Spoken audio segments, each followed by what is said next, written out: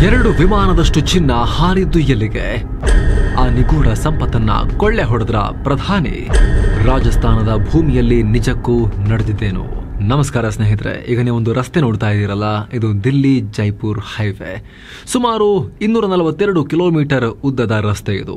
ಶತಮಾನಗಳಿಂದಲೂ one of the busiest road ಅಂತ ಕರೆಸ್ಕೊಳ್ಳುತ್ತೆ. ಆದ್ರೆ ಇದೇ ರಸ್ತೆಯ ಬಗ್ಗೆ ಅವತ್ತೊಂದು ದೊಡ್ಡ ಆರೋಪ ಎದ್ದುಬಿಡ್ತು. ಅಲ್ಲಿ ಇದ್ದಕ್ಕಿದ್ದಂತೆ ರಸ್ತೆಯನ್ನ, ಈ ಇಂಪಾರ್ಟೆಂಟ್ ಹೈವೇಯನ್ನ ಬಂದ್ ಮಾಡಿದ ಸುದ್ದಿ ಕೇಳಿಬಂತು. ಅದರ ಸುತ್ತ ಭಾರಿ ಭದ್ರತೆಯನ್ನು ಒದಗಿಸಿರೋ ಗುಸುಗುಸು ಕೂಡ ಶುರುವಾಯಿತು. ದಿನವಿಡೀ ಅದನ್ನ ಮಾನಿಟರ್ ಮಾಡ್ತಿರೋ ಸುದ್ದಿ, ವಿಪರೀತ ತಪಾಸಣೆ ನಡೆಸ್ತಾ ಇರೋ ವಿಚಾರ ಕಾಡ್ಗಿಚ್ಚಿನಂತೆ ಹರಡ್ತಾ ಇತ್ತು. ಏನಾಗ್ತಾ ಇದೆ, ಯಾಕಿಂಗ್ ಮಾಡ್ತಿದ್ದಾರೆ, ಯಾರಿಗೂ ಗೊತ್ತಾಗ್ತಿರ್ಲಿಲ್ಲ. ಆದರೆ ಕೆಲ ಸಮಯದ ನಂತರ ಇದೇ ರೋಡಲ್ಲಿ ಸುಮಾರು 50ರಿಂದ 60 ಟ್ರಕ್ಗಳು ಪ್ರಯಾಣ ಬೆಳೆಸೋಕೆ ಶುರು ಮಾಡಿದ್ವು. ಅವು ಜೈಪುರದಿಂದ ದಿಲ್ಲಿಗೆ ಹೋಗ್ತಾ ಇದ್ವು. ಆ ಟ್ರಕ್ಗಳಿಗೆ ಭಾರಿ ಭದ್ರತೆ ಇತ್ತು ಅಂತ ಅಲ್ಲಿ ಮತ್ತೊಂದು ಸುದ್ದಿ ಬಂತು. ಅಷ್ಟೇ ಅಲ್ಲ, ಅದನ್ನ ಆಗಿನ ಸಾಕ್ಷಾತ್ ಪ್ರಧಾನಿಗಳೇ ಕಳಿಸಿದ್ರು. ಹಗಲು ದರೋಡೆಗೆ ಕಳಿಸಿದ್ದಾರೆ ಅನ್ನೋ ಆರೋಪವನ್ನ ಮಾಡಲಾಯಿತು.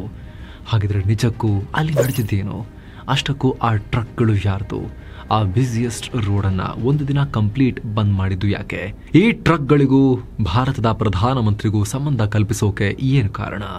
ಈ ಒಂದೇ ಒಂದು ಇನ್ಸಿಡೆಂಟ್ ಮಾಜಿ ಪ್ರಧಾನಿಗೆ ಕಳ್ಳತನದ ಆರೋಪ ಹತ್ತಿಸಿದ್ದು ಯಾಕೆ? ಪಾಕಿಸ್ತಾನ ಮಧ್ಯಪ್ರವೇಶ ಮಾಡೋದು ಈ ವಿಚಾರದಲ್ಲಿ. ಪಾಕಿಸ್ತಾನ ಪತ್ರ ಬರೆದು ಆ ಟ್ರಕ್ಗಳಲ್ಲಿರೋ ಸಂಪತ್ತಲ್ಲಿ ನಮಗೆ ಪಾಲು ಕೊಡಬೇಕು ನೀವು ಅಂತ ಕೇಳೋದು. ಈ ಲೆವೆಲ್ಗೆ, ಇಂಟರ್ನ್ಯಾಷನಲ್ ಲೆವೆಲ್ಗೆ ಈ ವಿಚಾರ ಯಾಕೆ ಹೋಯ್ತು?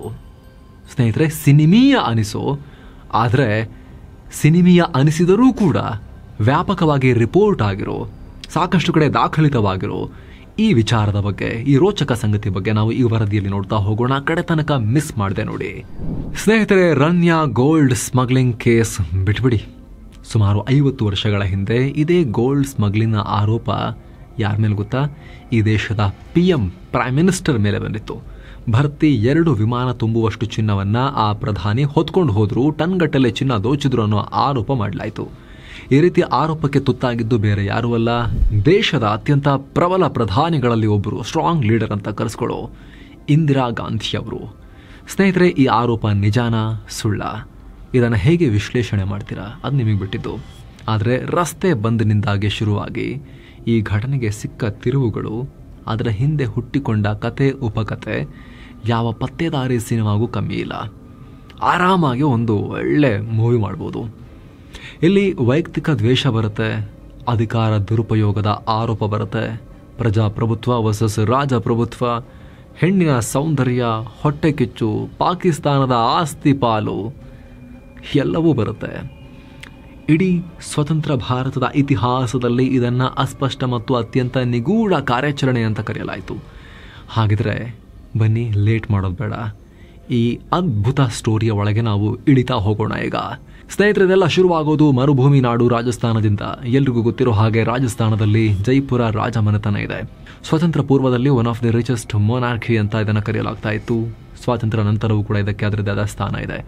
ರಾಣಿ ಗಾಯತ್ರಿ ದೇವಿ ಈ ಸಂಸ್ಥಾನವನ್ನು ನೋಡ್ಕೋತಾ ಇದ್ರು. ಆಗ ಗಾಯತ್ರಿ ದೇವಿ ಅತ್ಯಂತ ಹೆಸರುವಾಸಿಯಾಗಿದ್ದ ರಾಣಿ, ಸಂಸದೆ ಕೂಡ ಆಗಿದ್ರು. ಪ್ರಪಂಚದ ಅತ್ಯಂತ ಸುಂದರ ಮಹಿಳೆಯರ ಪೈಕಿ ಇವರು ಒಬ್ಬರು ಅಂತ ಗುರುತಿಸ್ಕೊಂಡಿದ್ರು.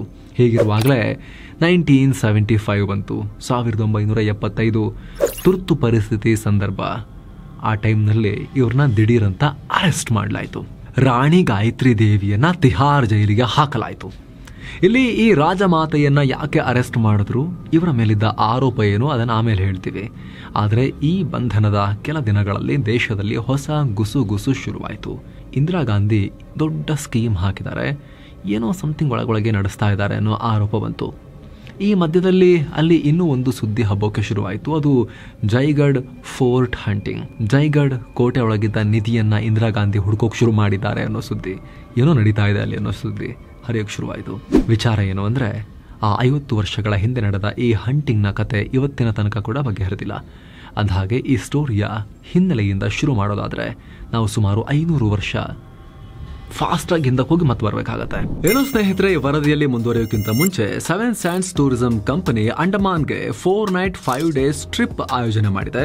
ಆಫರ್ ಪ್ರೈಸ್ ಕೇವಲ 46,500 ರೂಪಾಯಿ. ಇದು all inclusive package, flight tickets, 3 star hotel stay, all meal, cellular jail, light and sound show, Havelock island tour, Baratang island tour, limestone cave, elephant beach tour ಎಲ್ಲ ಇರುತ್ತೆ. ಎಸಿ ಟ್ರಾನ್ಸ್ಪೋರ್ಟ್ ವ್ಯವಸ್ಥೆ ಕೂಡ ಇರುತ್ತೆ. Private ferry tickets, 24/7 tour manager ಇದೆಲ್ಲವೂ ಇರುತ್ತೆ. ಹೊರಡೋ ದಿನ 20 April 2025. ಕೆಲವೇ ಸೀಟುಗಳು ಲಭ್ಯ. ಆಸಕ್ತರು ಈ ನಂಬರ್ಗೆ ಕಾಲ್ ಮಾಡೋ ಮೂಲಕ ಅಂಡಮಾನ್ ಟೂರ್ ಮಾಡ್ಕೊಂಡ್ ಬರ್ಬೋದು. ಬನ್ನಿ ಈಗ ವರದಿಯಲ್ಲಿ ಮುಂದುವರಿಯೋಣ.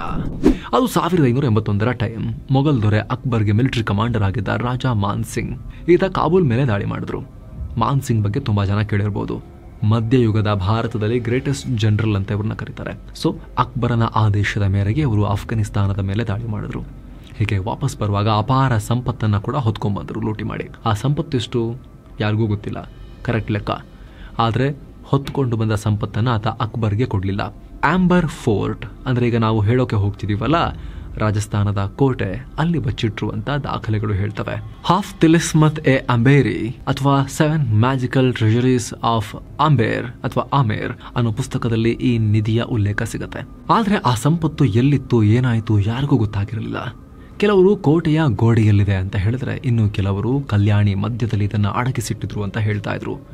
ಕಾಲದಿಂದ ಕಾಲಕ್ಕೆ ಅಂದ್ರೆ ಮಾನ್ ಸಿಂಗ್ರಿಂದ ಗಾಯತ್ರಿ ದೇವಿಯವರ ತನಕ ಈ ಊಹಾಪೋಹ ಹಾಗೆ ನಡ್ಕೊಂಡ್ ಬಂದಿತ್ತು. ಬ್ರಿಟಿಷರ ಟೈಮ್ನಲ್ಲಿ ಈ ಸಂಪತ್ತಿನ ಬಗ್ಗೆ ಊಹಾಪೋಹ ಹರಿದಾಡಿದ್ರು ಕೂಡ ಅವರು ಇದನ್ನ ಹುಡುಕೋಕೆ ಆಗಿರಲಿಲ್ಲ.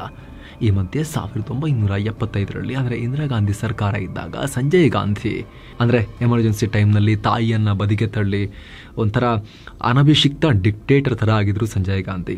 ಅವರು ಇದನ್ನ ತನ್ನ ತಾಯಿಗೆ ಹೇಳ್ತಾರಂತೆ. ಅಷ್ಟೊತ್ತಿಗೆ ದೇಶದಲ್ಲಿ ರಾಜಮನೆತನಗಳಿಗೆ ಸಹಾಯಧನ ಕೊಡೋದನ್ನ, ಪ್ರಿವಿ ಪರ್ಸಸ್ ಅನ್ನ ಬಂದ್ ಮಾಡಲಾಗಿತ್ತು. ಜೊತೆಗೆ 1974ರಲ್ಲಿ conservation of foreign exchange and prevention of smuggling activities act ಅಂತ ಕಾನೂನು ಜಾರಿಯಾಗಿತ್ತು. ಈ ಕಾನೂನನ್ನ ಉಲ್ಲಂಘನೆ ಮಾಡಿದ್ದಾರೆ, ಇವ್ರನ್ನ ಅರೆಸ್ಟ್ ಮಾಡಿ ಅಂತ ಇಂದಿರಾ ಗಾಂಧಿ ಸರ್ಕಾರ ಆದೇಶ ಕೊಟ್ಟು ರಾಣಿಯನ್ನ ಜೈಲಿಗೆ ಹಾಕಿತು. ಇಲ್ಲಿ ಗಾಯತ್ರಿ ದೇವಿಯವರ ಮೇಲೆ ಇಂದಿರಾ ಸರ್ಕಾರಕ್ಕೆ ಯಾಕೆಷ್ಟು ಸಿಟ್ಟು ಅನ್ನೋದಕ್ಕೆ ಒಂದಷ್ಟು ಥಿಯರಿಗಳನ್ನ ಕೊಡಲಾಗುತ್ತೆ. ಇಂದಿರಾ ಗಾಂಧಿ ಗಾಯತ್ರಿ ದೇವಿ ಒಂದೇ ಶಾಲೆಯಲ್ಲಿ ಓದ್ತಾ ಇದ್ರಂತೆ. ಸೌಂದರ್ಯದಲ್ಲಿ ಇಬ್ಬರಿಗೂ ಕಾಂಪಿಟೇಷನ್ ಇತ್ತಂತೆ. ಈ ರೀತಿಯೆಲ್ಲ ಕಥೆಗಳಿವೆ. ನೆಹರು ಮಗಳು ನಾನಿರುವಾಗ ಈ ರಾಜಮನೆತನದ ಗಾಯತ್ರಿ ದೇವಿಗೆ ಎಷ್ಟು ಹೆಸರು ಯಾಕೆ ಅಂತ ಇಂದಿರಾ ಗಾಂಧಿಗೆ ಜಲಸಿ ಇತ್ತು ಅನ್ನೋ ಆರೋಪಗಳನ್ನು ಮಾಡಲಾಗುತ್ತೆ. ಇಲ್ಲಿ ಗಾಯತ್ರಿ ದೇವಿಗೆ ಇಂದಿರಾ ಗಾಂಧಿ ಮೇಲೆ ಜಲಸಿ ಇತ್ತು ಅಥವಾ ಇವರಿಗೆ ಅವ್ರ ಮೇಲಿತ್ತೋ ಅದು ನಮಗಂತೂ ಇವಾಗ ಸಾಬೀತು ಮಾಡೋಕ್ಕಾಗಲ್ಲ. ಒಟ್ಟಲ್ಲಿ ಇಬ್ರಿಗೂ ಕೂಡ ಈ ಕಾಲಘಟ್ಟದಲ್ಲಿ ನಾವೀಗ ಹೇಳ್ತಿದ್ವಲ್ಲ ಅರೆಸ್ಟ್ ಮಾಡಿದ್ರು ಅಂತ, ಆ ಕಾಲಘಟ್ಟದಲ್ಲಿ ವಿಪರೀತ ದ್ವೇಷ ಇದ್ದಿದ್ದಂತೂ ಎಸ್ಟಾಬ್ಲಿಷ್ಡ್ ಫ್ಯಾಕ್ಟ್. ಇದೇ ಕಾರಣಕ್ಕೆ ಗಾಯತ್ರಿ ದೇವಿ ಕಾಂಗ್ರೆಸ್ ಸೇರದೆ ಇಂಡಿಪೆಂಡೆಂಟ್ ಆಗಿ ಸ್ಪರ್ಧೆ ಮಾಡಿ 3 ಸಲ ಕಾಂಗ್ರೆಸ್ ಅನ್ನ ಸೋಲಿಸಿದ್ರು ಅಲ್ಲಿ. ಸೊ ಈ ಥರದೆಲ್ಲ ಇತ್ತು ಲೇಟ್ಲಿ. ಒಟ್ಟಲ್ಲಿ ಗಾಯತ್ರಿ ದೇವಿ ಜೈಲು ಪಾಲಾದ್ರು. ಈ ಹೊತ್ತಲ್ಲಿ ಜೈಪುರ ಕೋಟೆಯಲ್ಲಿ ಇಂದಿರಾ ನಿಧಿ ಹುಡುಕೋ ಆದೇಶ ಕೊಟ್ಟರು. ಇದನ್ನ ಅವತ್ತಿನ senior crime reporter Shams Tahir Khan ಉಲ್ಲೇಖ ಮಾಡಿದ್ದಾರೆ. ಸೇನೆಯ ಹೆಲಿಕಾಪ್ಟರ್ಗಳು ಸೀದಾ ಕೋಟೆ ಒಳಗೆ ಬಂದು ಇಳಿದಿದ್ವು. ಅಲ್ಲಿಗೆ ಸಂಜಯ್ ಗಾಂಧಿ ಪದೇ ಪದೇ ಭೇಟಿ ಕೊಡ್ತಾ ಇದ್ರು. ಇದು ಜನರ ಕುತೂಹಲವನ್ನು ಮತ್ತಷ್ಟು ಹೆಚ್ಚು ಮಾಡಿತ್ತು ಅಂತೆಲ್ಲ ಹೇಳಿದ್ದಾರೆ. ಅವತ್ತು ಕಂಪ್ಲೀಟ್ ಆಗಿ ರಸ್ತೆಗಳನ್ನು ಕ್ಲೋಸ್ ಮಾಡಲಾಗಿತ್ತು. ಕೋಟೆ ಸುತ್ತಮುತ್ತ ಯಾರೂ ಸುಳಿಯದಂತೆ ನಿಷೇಧಾಜ್ಞೆ ಹೇರಲಾಗಿತ್ತು ಅಂತ ತಮ್ಮ ವರದಿಯಲ್ಲಿ ಅವರು ಬರೆದಿದ್ದಾರೆ. ಜೊತೆಗೆ ಈ ಸಂಪತ್ತನ್ನು ಹುಡುಕೋ ಕೆಲಸ ಭರ್ತಿ 3 ತಿಂಗಳು ನಡೀತು. ಸೇನೆ, ಆದಾಯ ತೆರಿಗೆ ಅಧಿಕಾರಿಗಳು, ಭಾರತೀಯ ಪುರಾತತ್ವ ಇಲಾಖೆಯವರು, ಸ್ಥಳೀಯ ಪೊಲೀಸರು ಎಲ್ಲರೂ ಇದರಲ್ಲಿ ಭಾಗಿಯಾಗಿದ್ರು ಅಂತ ಕೆಲವು ರಿಪೋರ್ಟ್ಸ್ ಹೇಳ್ತವೆ. ಗೋಡೆಗಳನ್ನೆಲ್ಲ ಒಡೆದು ಹಾಕಿ ಕಲ್ಯಾಣಿಗಳನ್ನು ಕೆದಕಿ ಸಾಕಷ್ಟು ಪ್ರಯತ್ನ ಮಾಡಿದ್ರು. ಕೊನೆಗೆ ಅಲ್ಲಿಂದ ಒಂದಷ್ಟು ಟ್ರಕ್ಗಳು ಆಚೆ ಬಂದ್ವು ಅಂತ ಆರೋಪ ಮಾಡ್ತಾರೆ. ಆದರೆ ಇಷ್ಟು ದೊಡ್ಡ ಕಾರ್ಯಾಚರಣೆ ಮಾಡಿದ್ರ ಬಗ್ಗೆ ಸರ್ಕಾರ ಇದುವರೆಗೂ ಯಾವುದೇ ಅಫಿಷಿಯಲ್ ಇನ್ಫಾರ್ಮೇಶನ್ ಕೊಟ್ಟೇ ಇಲ್ಲ. ಅವತ್ತಿಗೆ ತುರ್ತು ಪರಿಸ್ಥಿತಿ ಇದ್ದ ಕಾರಣ ಯಾವ ಪತ್ರಿಕೆ ಕೂಡ ಇದ್ರ ಬಗ್ಗೆ ರಿಪೋರ್ಟ್ ಕೂಡ ಮಾಡೋಕ್ಕಾಗಲಿಲ್ಲ, ವರದಿಗಳನ್ನು ಕೂಡ ಪ್ರಕಟ ಮಾಡಲಿಕ್ಕಾಗಲಿಲ್ಲ. ಎಲ್ಲವೂ ಸೆನ್ಸಾರ್ಶಿಪ್ಗೆ ಒಳಪಡ್ತಿದ್ದ ಕಾಲ ಅದು. ಯಾವುದೇ ನ್ಯೂಸ್ ಪೇಪರ್ ಕೂಡ ಗೌರ್ಮೆಂಟ್ ಸೆನ್ಸಾರ್ ಮಾಡದೆ ಪಬ್ಲಿಷೇ ಆಗಂಗಿರಲಿಲ್ಲ. ಸೊ ಇದೆಲ್ಲ ಅವತ್ತಿನ ಪತ್ರಕರ್ತರು ಕೆಲ ದಾಖಲೆಗಳು ಮತ್ತು ಸ್ಥಳೀಯರು ಹೇಳಿದ ಮಾಹಿತಿ ಆಧರಿಸಿ ಆ ನಂತರ ಬಂದ ವರದಿಗಳನ್ನು ಉಲ್ಲೇಖಿಸಿ ನಿಮ್ಮ ಮುಂದೆ ಇಡ್ತಾ ಇರೋ ಇನ್ಫಾರ್ಮೇಶನ್. ಆದರೆ ಅಲ್ಲಿ ದೊಡ್ಡ ಪ್ರಮಾಣದ ಚಿನ್ನ ಸಿಕ್ತು ಅಥವಾ ಸಿಕ್ಕಿಲ್ಲ ಅನ್ನೋದು ಅಸ್ಪಷ್ಟವೇ ಆಗಿದ್ರೂ ಕೂಡ ಕಾರ್ಯಾಚರಣೆ ಆಗಿದ್ದಂತೂ ಹೌದು, ದೊಡ್ಡ ಪ್ರಮಾಣದಲ್ಲಿ ಹುಡುಕಾಡಿದ್ದಂತೂ ಹೌದು.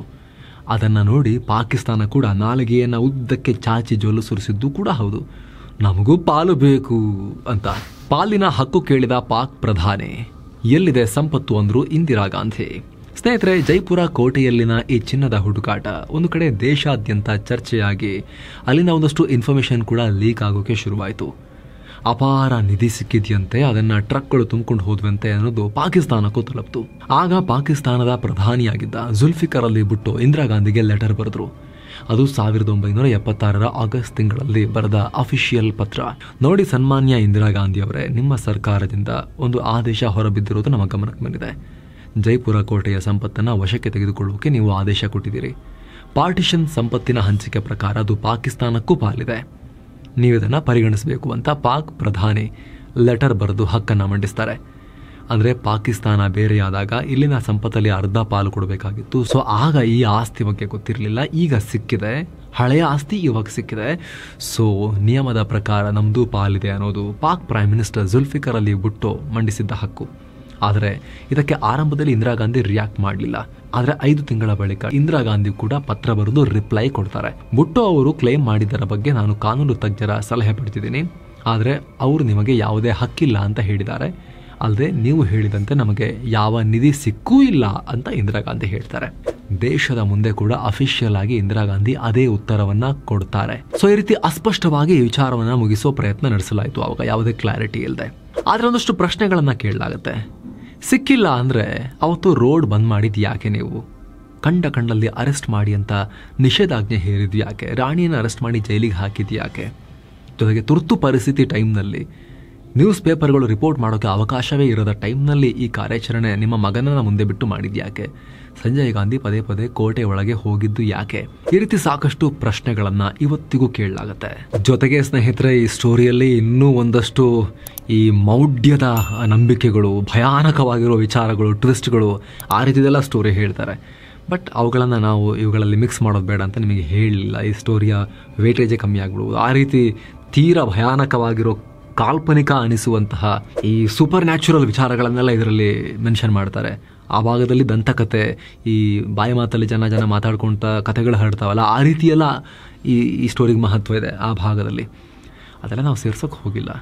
ಯಾವುದೆಲ್ಲ ದಾಖಲಿತ ಇದ್ದಾವೋ ಅವುಗಳನ್ನು ಮಾತ್ರ ನಿಮಗೆ ತಿಳಿಸೋ ಪ್ರಯತ್ನ ಮಾಡಿದ್ದೀವಿ. ಈ ಸ್ಟೋರಿ ನೋಡಿದ್ಮೇಲೆ ನಿಮಗೆ ಏನನ್ನಿಸ್ತು ಅದನ್ನು ಕಾಮೆಂಟ್ ಮಾಡಿ ತಿಳಿಸಿ. ಮತ್ತೆ ಭೇಟಿ ಆಗ್ತಿರೋಣ. ನಮಸ್ತೆ.